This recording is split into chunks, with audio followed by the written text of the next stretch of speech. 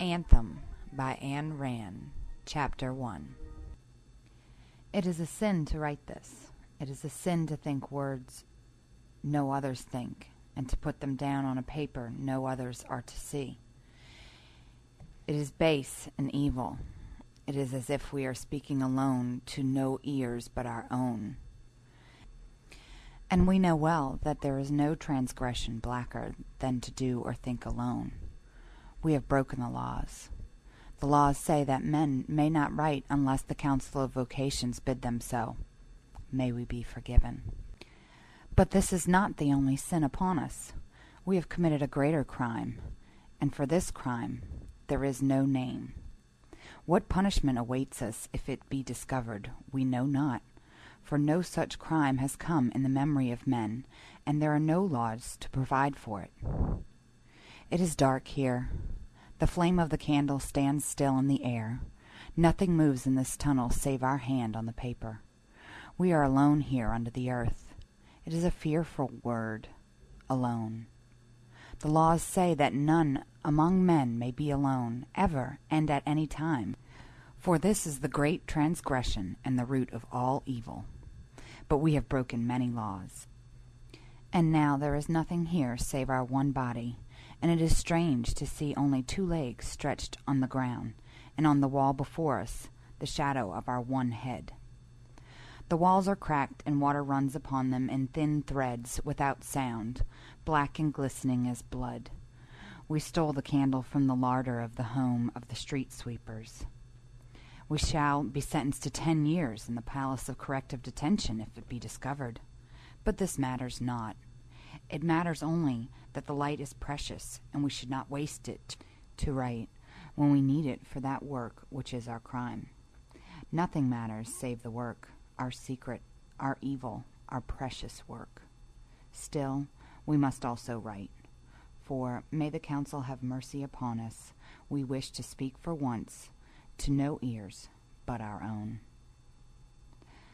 Our name is Equality 72521, as it is written on the iron bracelet which all men wear on their left wrist with their names upon it. We are 21 years old. We are 6 feet tall, and this is a burden, for there are not many men who are 6 feet tall. Ever have the teachers and leaders pointed to us and frowned and said, "There is evil in your bones, Equality 72521, for your body has grown beyond the bodies of your brothers, but we cannot change our bones nor our body. We were born with a curse. It has always driven us to thoughts which are forbidden. It has always given us wishes which men may not wish. We know that we are evil, but there is no will in us and no power to resist it. This is our wonder and our secret fear, that we know and do not resist. We strive to be like all of our brother men, for all men must be alike. Over the portals of the Palace of the World Council there are words cut in marble, which we are required to repeat to ourselves whenever we are tempted. We are one in all and all in one. There are no men, but only the great we, one, indivisible, and forever.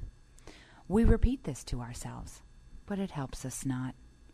These words were cut long ago.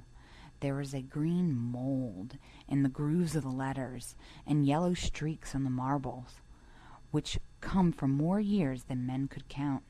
And these words are truth, for they are written on the Palace of the World Council, and the World Council is the body of all truth.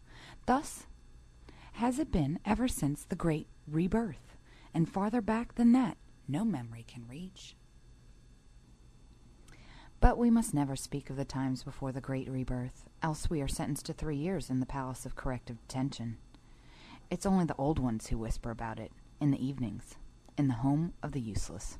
They whisper many strange things, of the towers which rose to the sky in those unmentionable times, and of the wagons which moved without horses, and of the lights which burned without flame. But those times were evil, and those times passed away, when men saw the great truth, which is this, that all men are one, and that there is no will save the will of all men together. All men are good and wise. It is only we, Equality 72521, we alone, who were born with a curse. For we are not like our brothers, and as we look back upon our life, we see that it has ever been thus, and that it has brought us step by step to our last supreme transgression, our crime of crimes, hidden here under the ground. We remember the home of the infants, where we lived till we were 5 years old, together with all the children of the city who had been born in the same year. The sleeping halls there were white and clean and bare of all things save 100 beds. We were just like all our brothers then, save for one transgression. We fought with our brothers. There were few offenses blacker than to fight with our brothers, at any age and for any cause whatsoever. The council of the home told us so, and of all the children of that year, we were locked in the cellar most often. When we were 5 years old, we were sent to the home of the students, where there were 10 wards, for our 10 years of learning. Men must learn till they reach their 15th year. Then they go to work.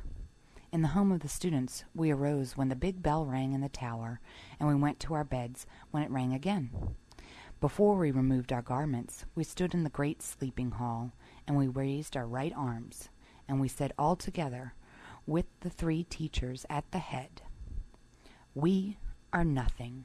Mankind is all. By the grace of our brothers are we allowed our lives. We exist through, by, and for our brothers, who are the state. Amen." Then we slept. The sleeping halls were white and clean and bare of all things, save 100 beds. We, Equality 72521, were not happy in those years in the home of the students. It was not that the learning was too hard for us. It was that the learning was too easy. This is a great sin, to be born with a head which is too quick. It is not good to be different from our brothers, but it is evil to be superior to them. The teachers told us so, and they frowned when they looked upon us. So we fought against this curse. We tried to forget our lessons, but we always remembered. We tried not to understand what the teachers taught, but we always understood it before the teachers had spoken.